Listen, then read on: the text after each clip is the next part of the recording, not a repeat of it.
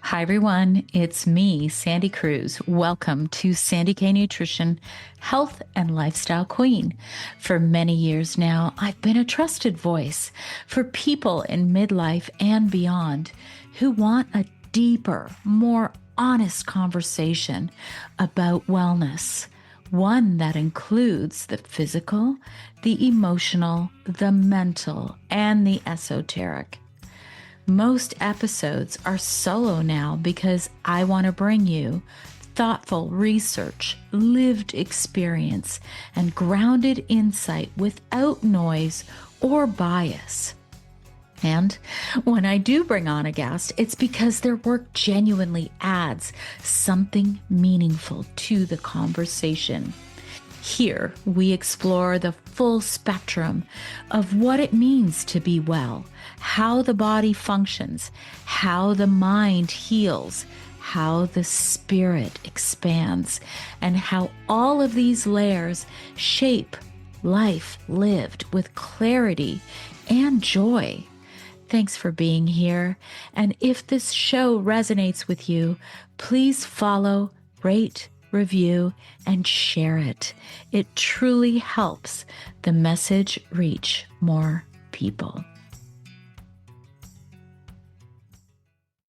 Hi, everyone. Welcome to Sandy K Nutrition, Health and Lifestyle Queen.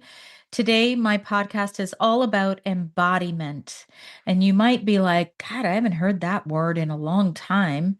It's probably because most of us do not ever even touch that feeling of embodiment. And this podcast is going to go through all of that because really the end goal when we do all this work, we do all this work on our physical, on our internal, on our spiritual, is to live in an embodied state, something that while technology is pretty amazing, it also takes us farther and farther away from that embodied state, which you're going to hear more about in this podcast. But for the first time in a long time, I'm coming with a preamble. And the reason I am doing this preamble is this podcast is dedicated to my dad, who will be 89 years old this month. Him and my mom are my living examples of true longevity in front of my face all these years. And they both still live in their own home. Like nobody comes without a few little bumps and bruises along the way when you reach 80. And my mom's going to be 80 this year, and my dad 89 this month. However, they are truly people who are living in that state of awareness and internal compass that they never veer from. So if you don't want to hear my dad's story, that's okay. You can forward to the actual podcast. But I feel that in over 300 episodes, I have never once dedicated a podcast to anyone. My dad deserves it. He was born in 1937, and he was born to a very, very poor farmer who had already had three sons before him. And he grew up in Croatia. And this is, I think it was northern Croatia, about an hour away from Zagreb. And his mother died giving birth to him, which I think happened a lot more often than we even realize, because when you're born in a house and there's no doctors, no, you would have oh God, what is wrong with me? Why can't I think of that? Like one of these nurses. God, why can't I think of the word? Anyway, you know what I'm talking about. You would have somebody who would help during labor, but if something went wrong, and it can usually go very wrong.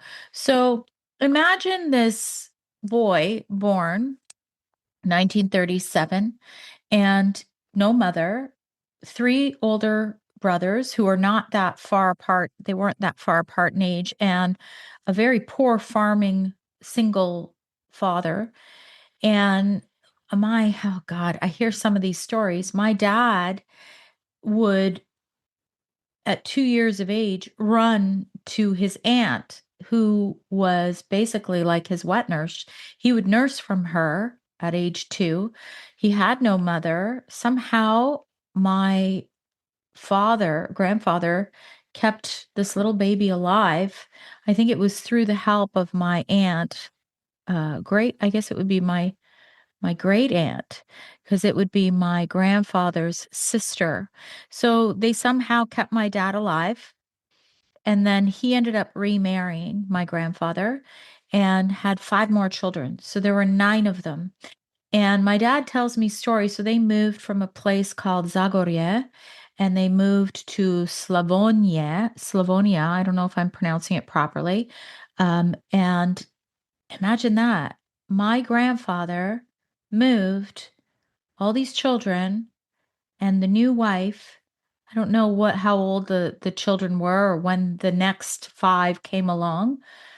They had no house to live in. They were living in a tent with young children until they could build a house in their new settled area. And I guess they built it from like mud. It's a long time ago, my friends. So my father tells stories about being really hungry as a child. And, we see poverty, we see a lot of it in this world, but this is a real extreme in the sense that, they would have basically almost not even a roof over their heads at times. And I remember my dad telling stories how, they'd have one pair of boots. And if it was bad weather and it was really cold, only one kid went to school that day. And sometimes my father would be so cold, he would go to the barn to sleep with the horses in the barn because the hay helped keep him warm. So, these stories are like heavy, heavy stories. And my father left home at 15. He went to Bosnia and he went to work at, I think it is like construction of some sort.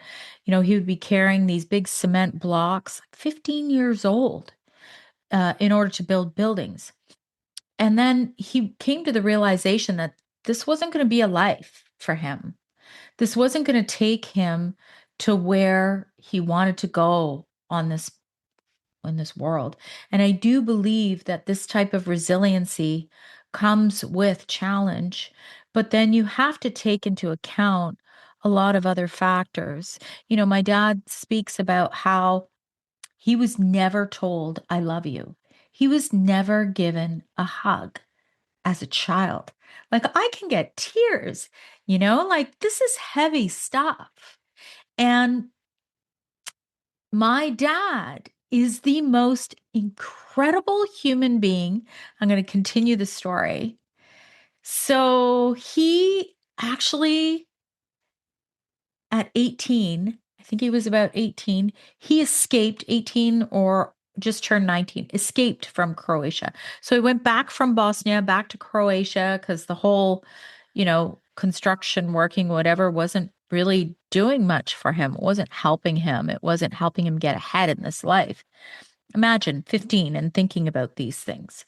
So he went back to Croatia and then he decided he was going to leave permanently and he had to escape. He literally ran on foot across the border to escape Croatia. And I think he went to Austria, I think. I can't really remember exactly, but I'm pretty sure he was there and he lived in it was like communal living for a while until it was his turn to get on a boat to come to Canada. He decided he had to write, where does he want to immigrate to? And he wanted to come to Canada. So he ended up coming on a boat. His boat docked in Halifax, Nova Scotia, Pier 21. He got off that boat, didn't know a word of English, 19 years old, didn't know what he was going to do, barely even had a suitcase. And some woman said, or no, he got on a train, I think to Edmonton is what he said. And then he was going there because he was going to go, some woman set him up to work for a farmer there in Edmonton. So my dad worked in mines in the Yukon. He worked extreme, like, obviously working in the mines, very dangerous work. He also worked in and lived in Calgary. He learned how to drive and he became a driving instructor. He did I don't even know how many different jobs. And then the story goes, I guess he was with one of his other friends. And he said, it's time for us to go back to Croatia. Let's go and find ourselves some wives. Okay, maybe I'm exaggerating the story, but that's when he went back to Croatia and his sister introduced him to my mother, who was a lot younger. He was 27, she was 18. And anyway, the story goes they ended up getting married. They immigrated to Canada. He came first. He made sure that there was a place for them to live and settle. And somehow, my dad's internal compass never, ever veered away from his wife, his children. That's myself and my sister. We had one sister who died when my parents just moved to Canada. My mom got pregnant. She had a baby, and that baby died after 2 weeks. It was some sort of like a hole in her heart, something like that. So imagine, my mother's gone through cancer, non-Hodgkin's lymphoma at age 52. She's now going to be 80. My dad had colon cancer. They had me, who had cancer. And then my daughter, their granddaughter, she was 5 when she had cancer. So it's not without heartache. And this is the human condition. But when you have this internal compass, this essence within you, where you really know who you are at your core. And the problem is, everything in today's modern world, it's all great, but it often pulls us away from that essence. And my father is a living example of someone who always found his way back to himself. And one of the things I talk about in this podcast is how, embodiment is almost like this feeling that we kind of dip in and out of. But if we're always kind of blocking that feeling, we're never going to get there. And so we do need to do the work. We do need to work a little bit harder because we have so many distractions. And so I'm going to continue now with my podcast, a lot of science and a lot of soul about embodiment, and wish my dad a happy 89th birthday. Thank you for always being here and listening. This week, I am going to talk to you all about embodiment, what it is, why we lose it, how we get it back. So, I'm going to first define what it is. It's really a feeling. And most of us in this modern life, in this modern way of living, have lost that feeling of embodiment. It's not that easy to get anymore. I'm going to explain why. I'm going to explain what you can do. I'm going to explain how you can get there. And as most of you know, everyone who listens to my podcast, I believe that you all have it within you to learn more about how your body works. I'm not giving you any advice here. I do rely on some research, but then it's your job to take what I say and go, that resonates or that doesn't, because I believe that every human being is really intelligent when they tap into what feels right for them. And what's happened in this space of health and wellness, body, mind, spirit, soul, it feels almost as though, you know, information is coming at you like you don't have the intelligence to decipher what makes sense because they're saying, the research says this. So if you say opposite, you must be wrong. And we have seen very clearly that often research is wrong. And research, while it may be right for one person, it's not right for another person because our physiology and our internal landscape is so different and unique. And that's why I believe that everybody has that innate intelligence if they tap into it. A lot of the topics that I cover can be pretty heavy. And a lot of us want to skip to the good part. You know that song? Let's skip to the good part. And the fact of the matter is, it's not easy to do. And you can't really just skip to the good part without doing the work. So I pretty intuitively just had a lot of topics lately where it talks about doing the work. And now I'm not skipping to the good part, I'm getting to the good part, which is that feeling of embodiment. It's when you do all the work and you're like, when does the work end? And it never ends. So I will say that it never ends. We never ever reach that peak and that summit and go, okay, our humanity is done now. We don't have to do any more work. Because the fact is, the human condition is really complex. And a lot of times, most of us sit there and go, why'd this happen to me? I don't get it. But we don't pause long enough or work hard enough on why things happen. I've had so many conversations, mostly with people who follow me on Instagram. By the way, I have been in this space for many, many years, 9 years on Instagram. My podcast hit six in February, over 1.4 million downloads of my podcast. Please hit subscribe wherever it is that you are listening to this or watching this, because it just helps me to keep going. And it's almost like that feedback without giving me feedback. Because often I feel like it's a one-sided conversation. And most of you know, I come every week with passion over profit, without heavy sponsorships and biases, because I want to give you truth. But again, this is my truth. It doesn't necessarily mean it's your truth. So that's why I come every week with a bunch of different options.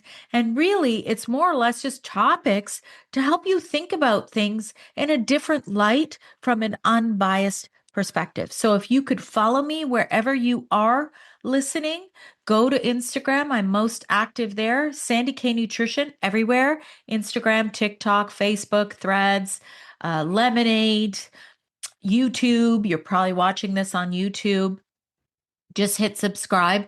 Also, wherever you are listening to my podcast, if it is on Apple or Spotify, if you can provide me with some kind words and a rating and a review, it really helps my podcast to just keep getting found by more and more people. So I appreciate you listening to that. Now, I have had many conversations with people privately on DM, on Instagram mostly, just about how hard 2025 has been for many and many of you out there.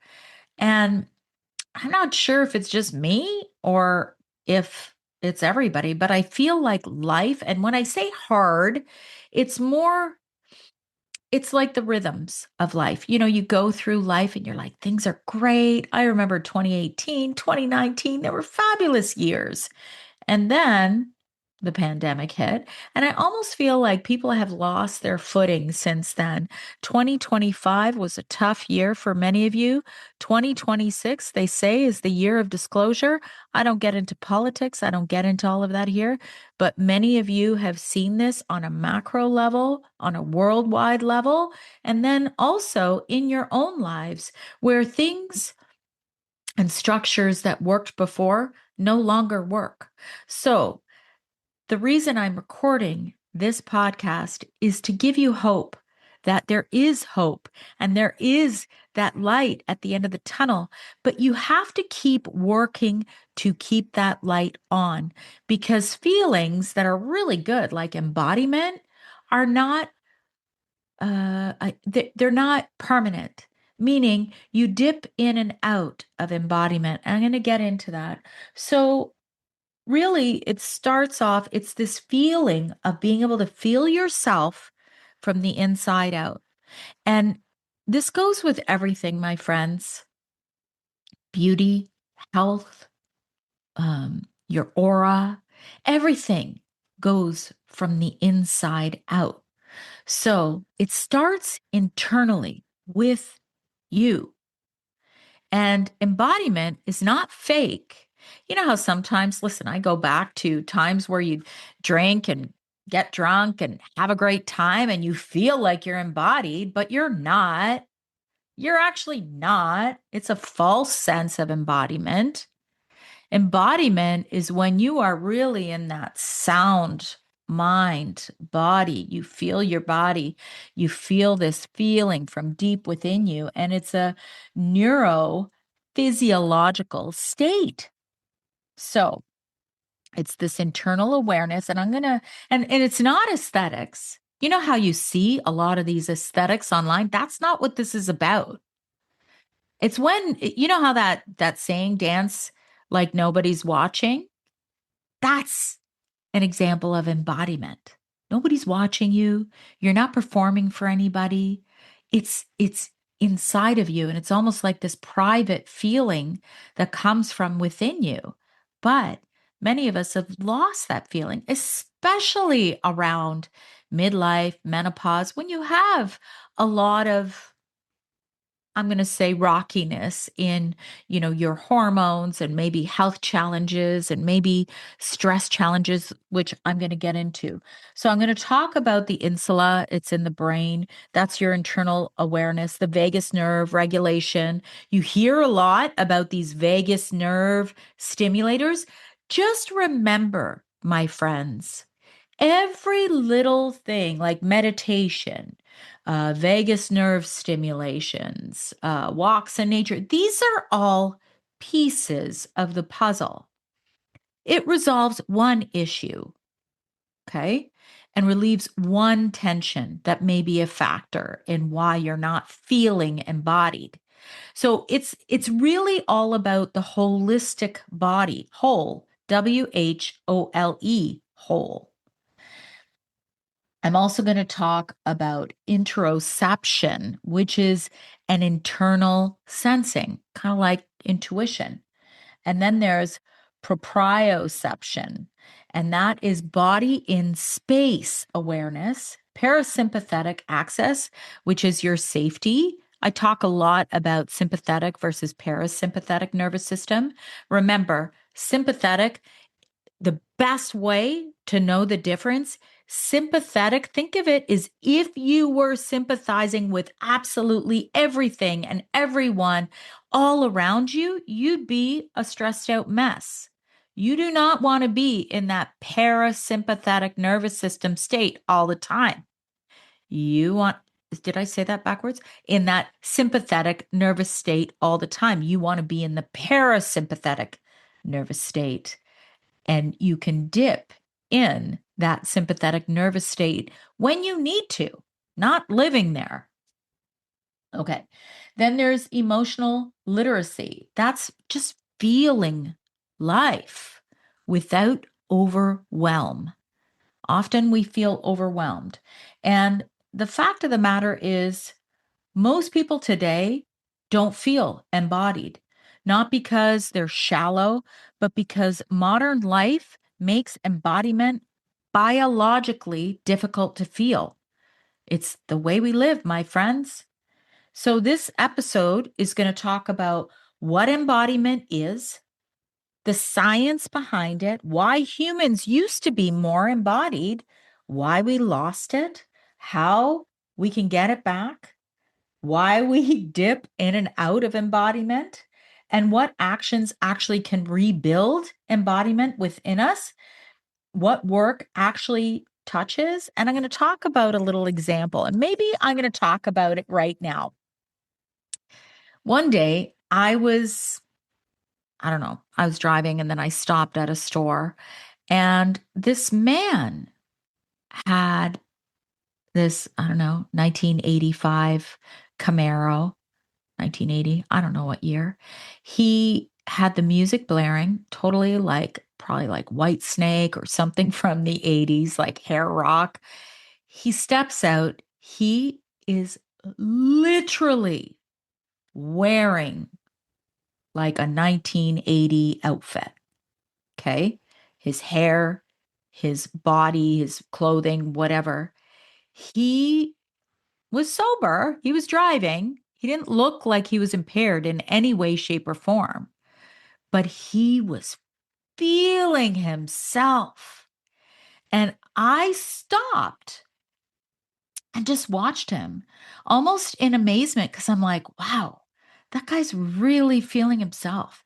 He didn't care what anybody was thinking about his car, his hair, his clothes, what he might have looked like, the song he was playing. He was in his light and he was feeling himself. This is an example of embodiment. And remember, this comes from nothing else outside of you, nothing making you feel that way except you from the inside out. I wanted to give you that example because it was just like it was really nice to see. Okay, so let's go into a little bit of the science. You know, I always like to dip into that. So, the insula is the brain's internal dashboard. Okay, it tells you what's happening inside of your body in real time. So, it gives you that emotional awareness, intuition, body mapping, self awareness, integrating body signals into decisions. And it's only active when you are grounded, clear, and present. When it is suppressed, it is numbed, disconnected, and it's reactive. Okay.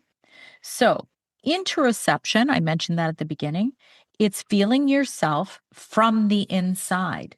So, these are feelings like hunger, fullness, emotion, intuition, tension, truth. It is governed by the insula.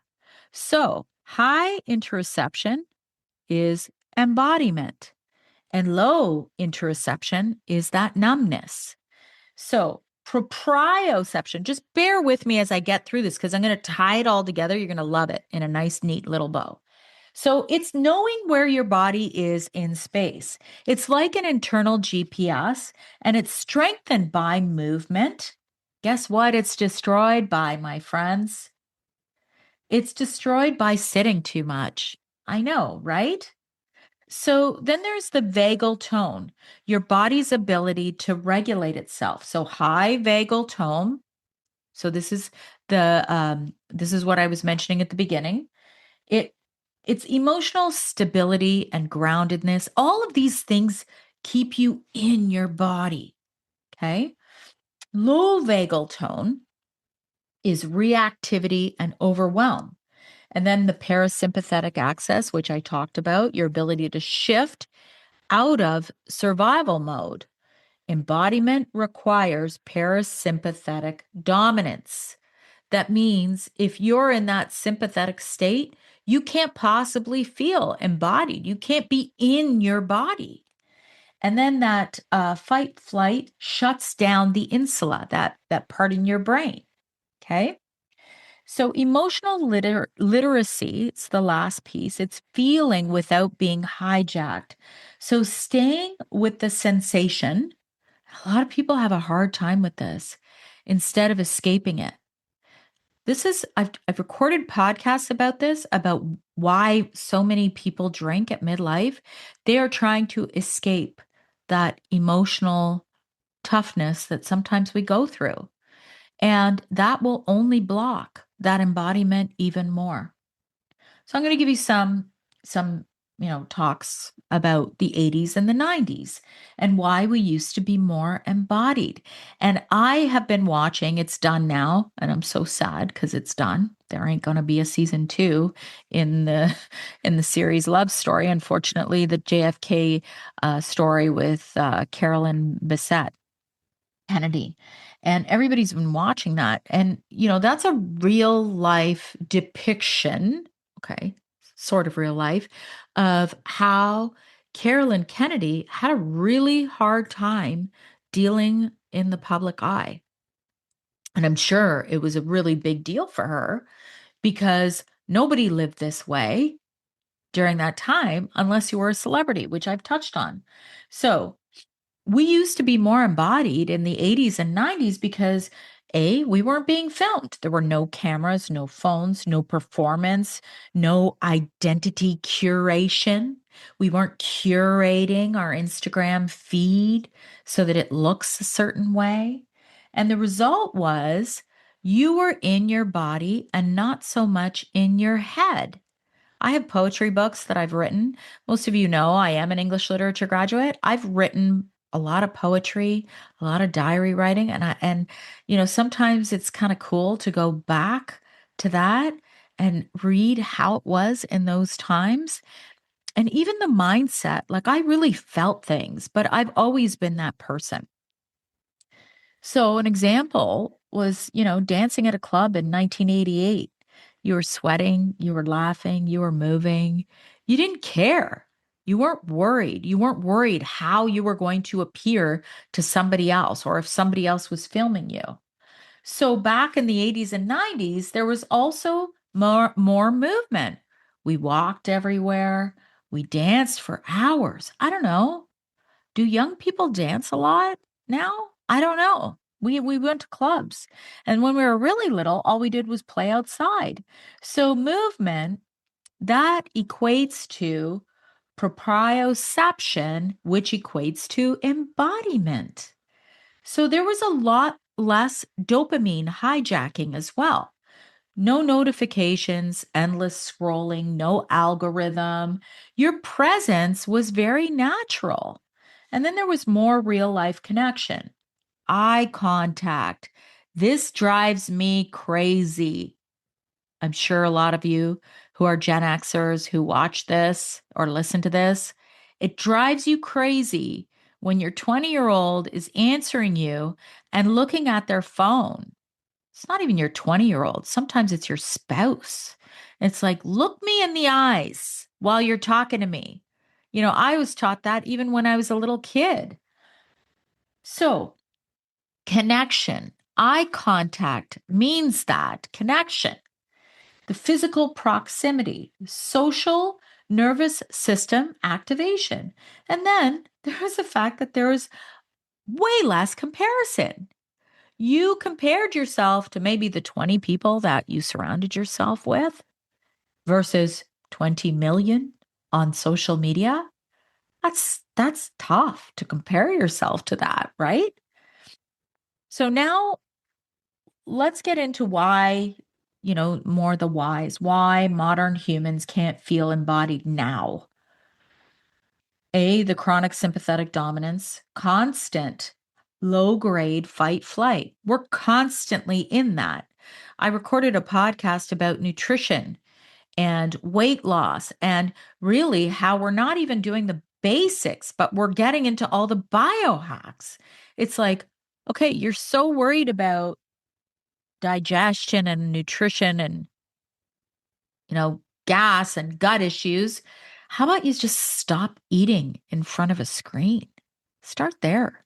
No phones, no laptops, no working while you're eating.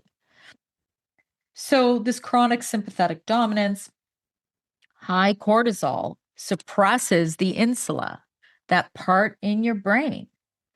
So, insula suppression is stress plus multitasking equals shutdown of that embodiment center. And then there's that dopamine hijacking I mentioned. Social media pulls attention outward, embodiment requires inward attention.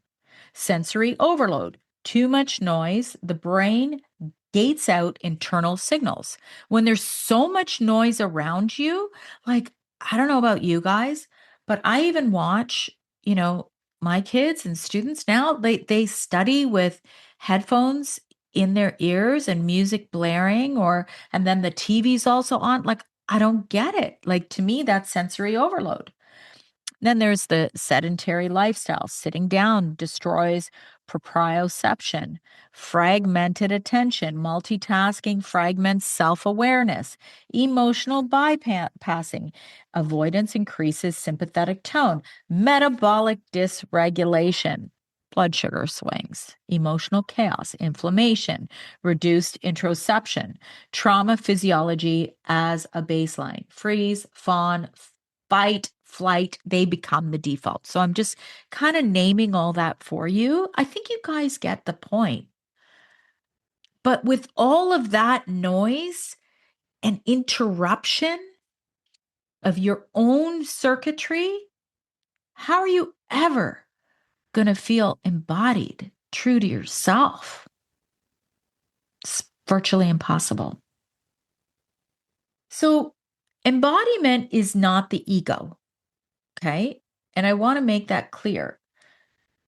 Sometimes you see somebody who looks like they're embodied. They're driving their brand new Porsche, a $300,000 car. They got their expensive shades on. They got their, you know, Louis Vuitton bag and they step out decked out in designer. That is an embodiment, my friends. That's ego. Because when you're embodied, you don't need any of that. Just like my Camaro man that I mentioned. You don't need that.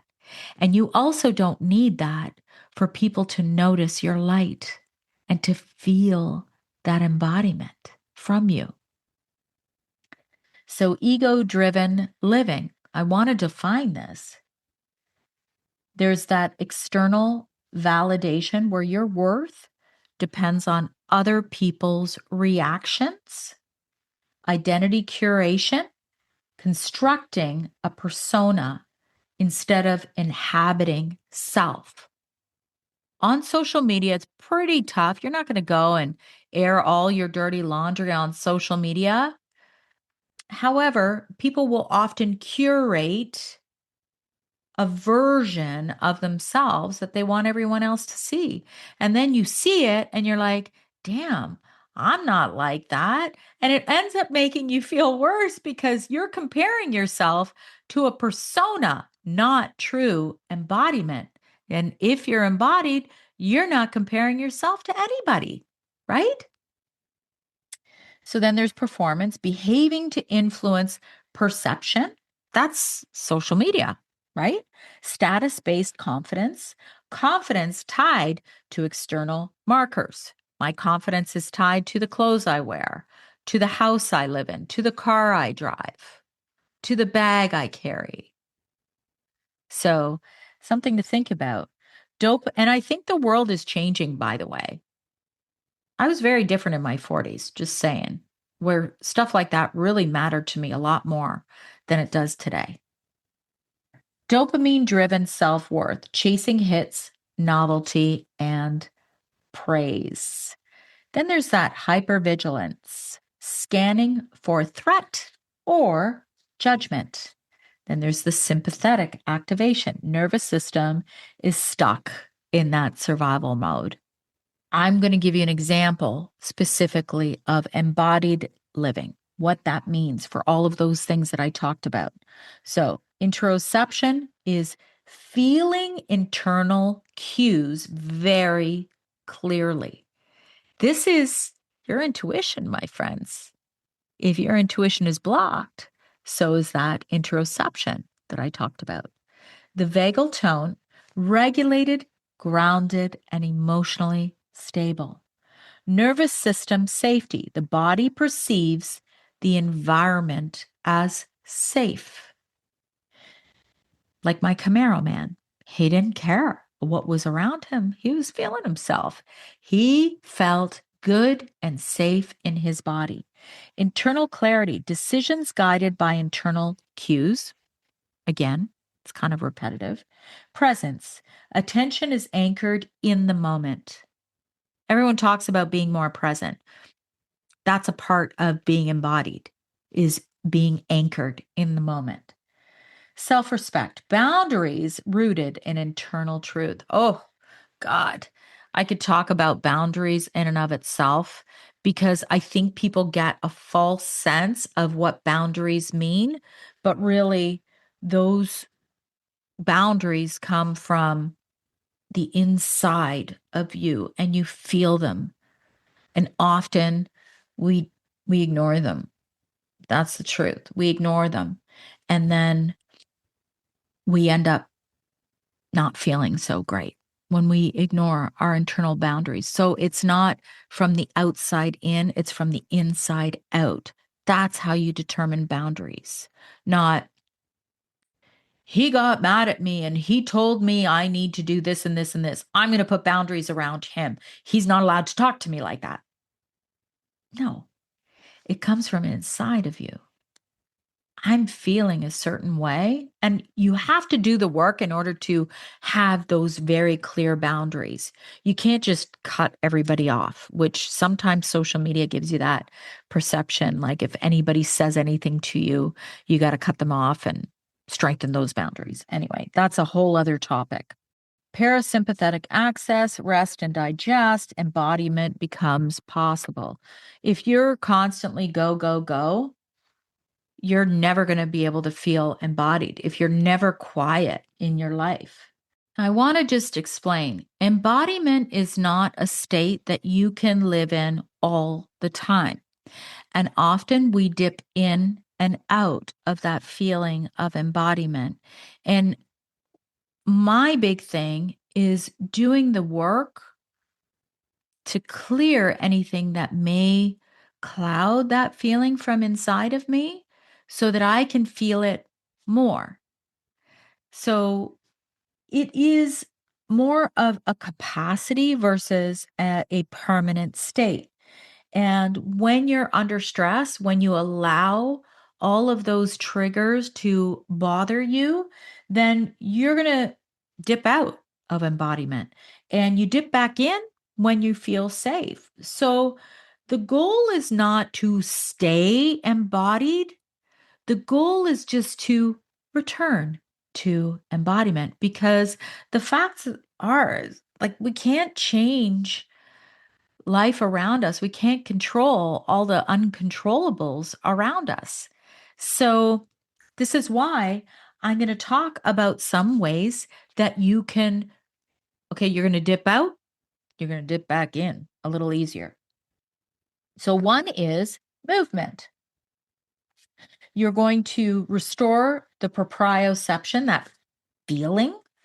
You're going to regulate your vagus nerve and you rebuild the body map when you move. So even if you have a sit down job, go outside for a walk as often as you can. And it's more about those micro movements versus going out and walking for 45 minutes of your lunch. No, you want to get up and move, go outside, get some fresh air, take a few deep breaths. I'll get to that too. Breath work. So, when you do some sort of breath work, there's so many different ways. When my kids were little, this is a long time ago, my friends, because they're now in their 20s. But when they were little, I taught them, they played a lot of sports that were competitive. So I taught them 4-7-8. And it's a very basic breath work. And it was Dr. Andrew Weil who coined this 4-7-8. In for 4 seconds, hold for 7 seconds, out for 8. In through the nose, out through the mouth. There you go. That's your breath work. Do that as often as you can to make sure that you're not breathing from, your chest only. You want to reduce the sensory input. So, less noise, less multitasking, less stimulation. So that's on you to decide what is your tolerance level. Then of course, blood sugar stability, it prevents that emotional reactivity. It always goes down to health. Like what are you putting in your body? What are you doing to ensure that your blood sugar is stable? This becomes more and more of an issue as you age. Emotional tolerance, feeling instead of bypassing. If you're that person who comes home from a hard day at work and has to have alcohol in order to regulate, well, that's a form of bypassing. It is. And I'm not judging you for drinking. I'm just telling you fact. If, for me, I'll give you an example. If I have a hard day, I get outside, I go for a walk, I clear my head. I don't have my headphones on. I don't put music on. I don't do anything, although music can sometimes be helpful. But that's how I clear my head. And it is through feeling. Reduce the self monitoring, less adjusting, less performing. A lot of people do this in my industry, they perform. And sometimes I do too. I mean, when you're in social media, it's kind of hard not to.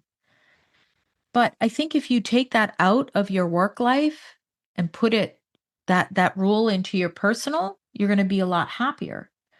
Get out in nature. I mean, I recorded one of my first podcasts ever about how nature heals. That regulates the nervous system in and of itself. This morning I sat there. I I this is my office where I record, but then I also work at my kitchen table where I look straight outside in the trees and I watch birds. I take a break. It's great for your nervous system to do that. Somatic awareness, body scans, grounding, hand on chest. If you're having a hard day, put both feet on the ground and feel what your body's feeling and where the tension is, and then let it go. I've been a massive fan of Qigong.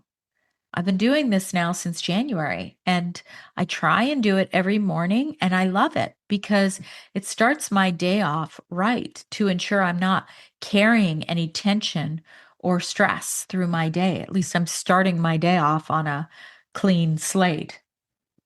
Nervous system repair, sleep, minerals, hydration, reducing stimulants. I mean, these are basics. So some of the work that I have been doing goes a lot deeper. And not everybody's called to do that. And sometimes you may not be called to do that today, but you might want to do it tomorrow.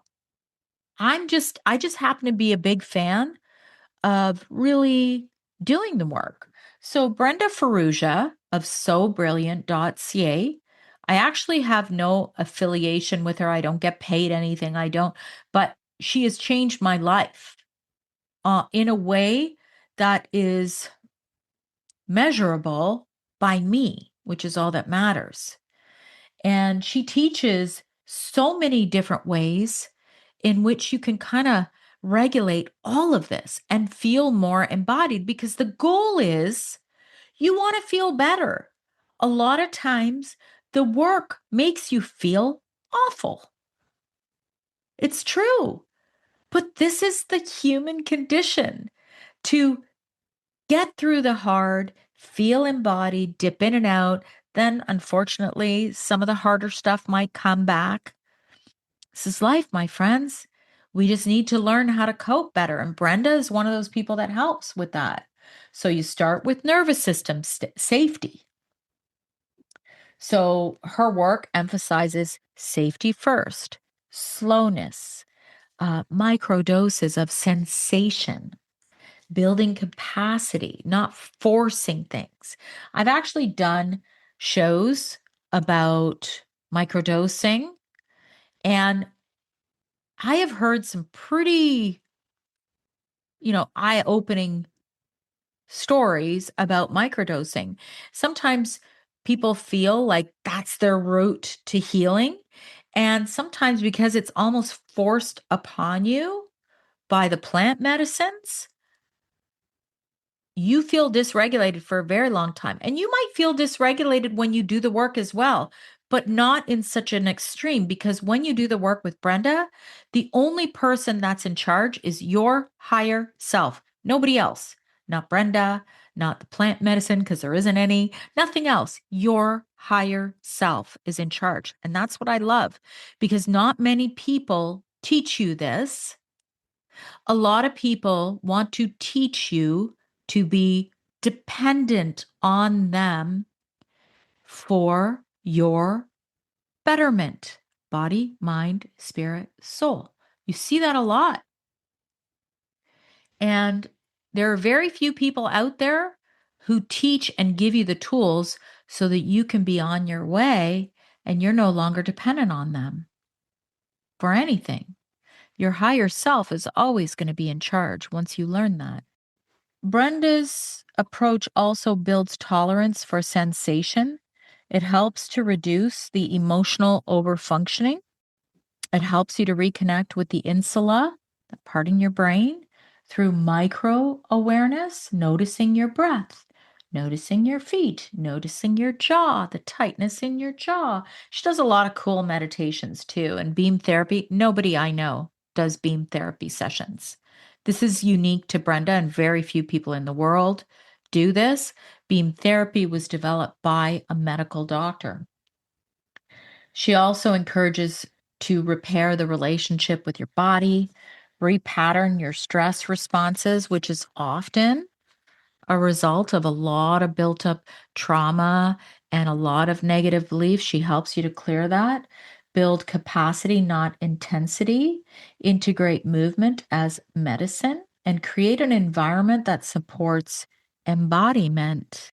I think I've given you a lot. I'm going to close off now because now it's up to you to take this and see what makes sense for you. How do you feel like the Camaro man who I loved? This guy was the coolest. How do you get to that point? But it's your feeling, not his. I'm just using him as an example. So physically, embodiment feels like your breath drops, your shoulders soften, your jaw releases, there's a warmth in your chest, and you feel grounded. Emotionally, there is a clarity, a steadiness, and a truth that comes from inside of you. You no longer over-explain, argue. You just feel it, and it feels so right. And energetically, there's coherence, and there's presence, and there's internal safety. Things, I mean, it's hard, but things could be falling apart around you, but you still come back to yourself and feel all of that. So embodiment is rare because modern life makes it difficult. But this is your choice to make it what you want and to get there how you want. It's available on the other side of some of the work that I mentioned. And the work's not that hard. It becomes second nature if it resonates with you. It's not about the ego. It's not about aesthetics. It's not about performance. It's the feeling of being in your own life and not watching it from the outside. So if this podcast inspired you in any way, please share it with a friend. I greatly appreciate all of you for coming back each and every week. Feel free to send me an email with any comments. If you have ideas for shows, I am at sandyknutrition.ca. And I thank you so much, and we will see you next week. Have a great week. I hope you enjoyed this episode. Be sure to share it with someone you know might benefit. And always remember, when you rate, review, subscribe, you help to support my content and help me to keep going and bringing these conversations to you each and every week. Join me next week for a new topic, new guest, new exciting conversations to help you live your best life.